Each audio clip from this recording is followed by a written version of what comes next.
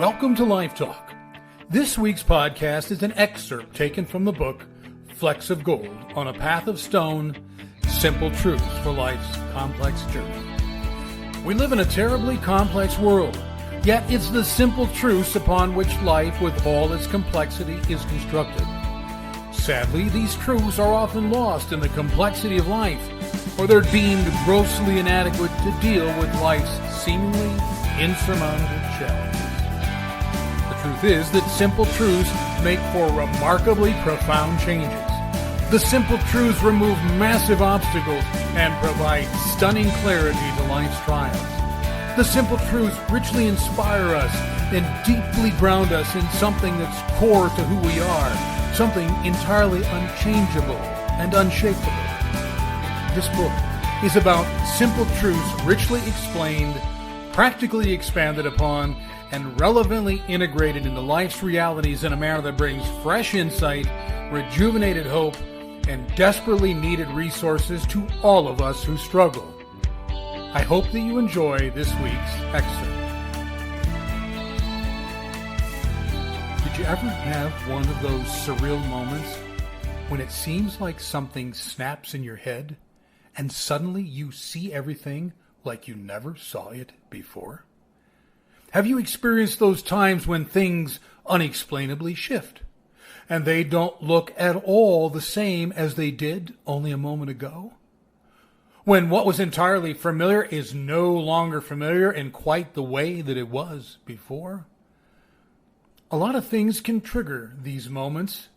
An argument, a child leaving the home, a death, a job loss, a divorce, a birthday, unexpected contact from a long-lost friend, or any number of similar events.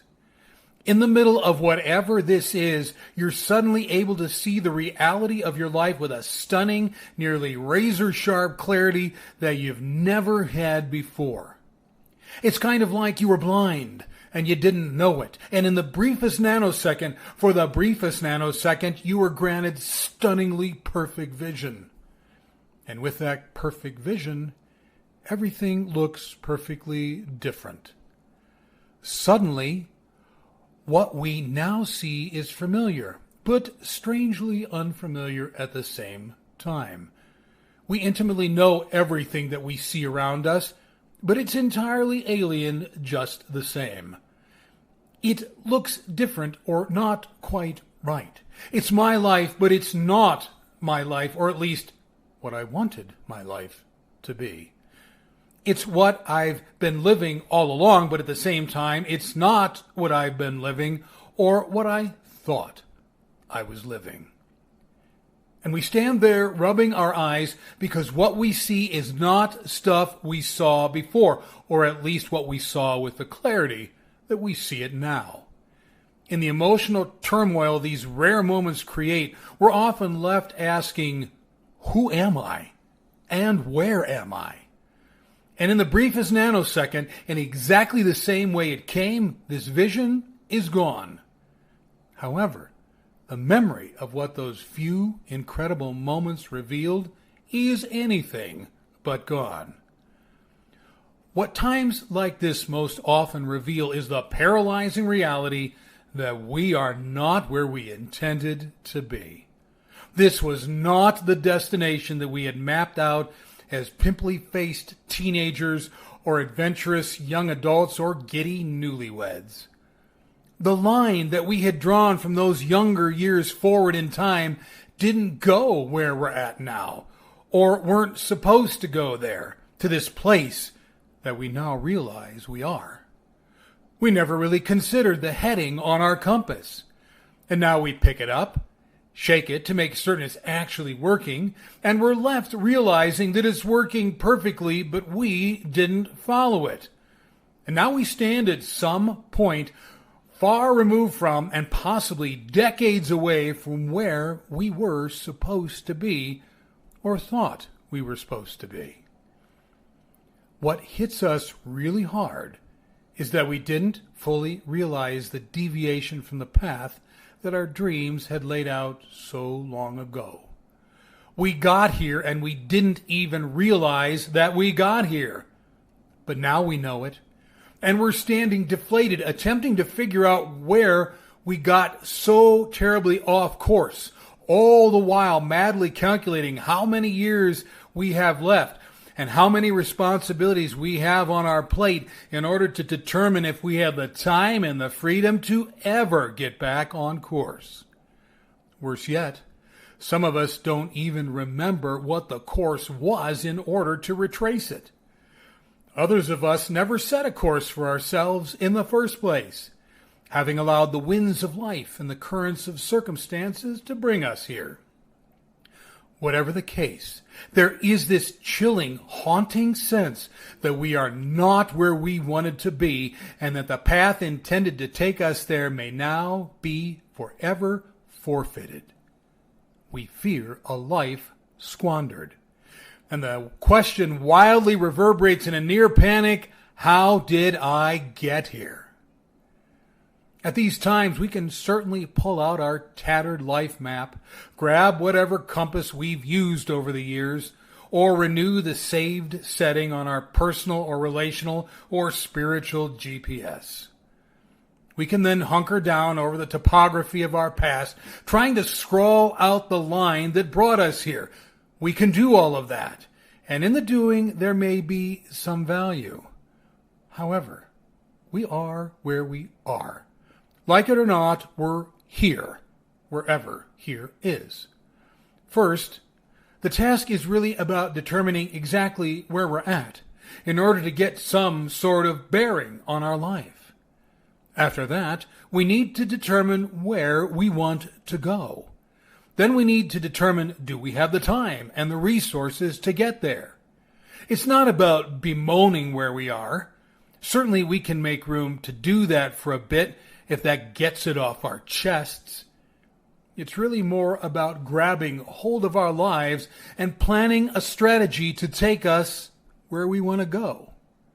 So, where am I, anyway? Not where I think I am or necessarily perceive myself to be or have deluded myself into believing, but where am I, really? It may be a tough or even painful thing to think about. It may be harder to accept and embrace. It's likely that not thinking about it was a major contributor to getting you here in the first place. So look around and be chillingly honest. Embracing where we're at will actually involve grieving time and opportunities lost. We're going to be angry that it happened. We're going to be disappointed in that we let it happen. We're going to be frustrated that we weren't attentive enough to keep it from happening. And we're going to be confused over how it happened. And we're going to experience a host of other weighty and powerful emotions. Our desire to avoid these may result in a less than honest assessment of our location. However, such a less than honest assessment of where we're at will entirely undermine any ability to reclaim lost dreams and dashed hopes. Where I want to go is not about running from where I am. Sometimes our destination in life is determined by our desire to get away from where we are. If fleeing our present place in life is what drives us, we're likely to make poor choices about where we want to go simply because the motivation is not entirely adequate. Second, where we want to go does not necessarily have to be a radical resurrection or reconstitution of our old hopes and dreams. We're in a different place, under different circumstances, with different realities and different responsibilities than we had way back when. It's more about reevaluating life and asking fresh and new questions about where we want to go. Third, we may find that we really shouldn't go anywhere at all. It may be that we should commit to build upon and expand where we are. Investment and renovation in the very place we're at may result in the exact life we're looking for. We may want to go and utilize the resources that we have right here, right now, and shape them into something that we didn't ever consider they could be. Some resources we have less of, like time. Other resources we have more of, like maturity and knowledge and experience. It's about assessing our resources and realizing that we likely have more resources at our disposal than we did in the earlier years. We just don't realize it. Then it's about pooling and maximizing those resources into whatever endeavor we feel directed toward. In reality, most of us end up someplace other than what we intended. Life is not so smooth or manageable as to chart direct courses on tidy timelines. It's more about recalibrating and making course corrections along the way, believing that life is a journey that takes us off course at times, but provides us resources to likewise alter those courses. Not where you want to be? Think about it. Thanks for joining us today. I hope that you enjoyed this excerpt from Flecks of Gold on a Path of Stone, Simple Truths for Life's Complex Journey. Likewise, I hope that it spoke something of significance into some deep place in your life. You can discover all of my books on Amazon, Barnes & Noble, or wherever books are sold.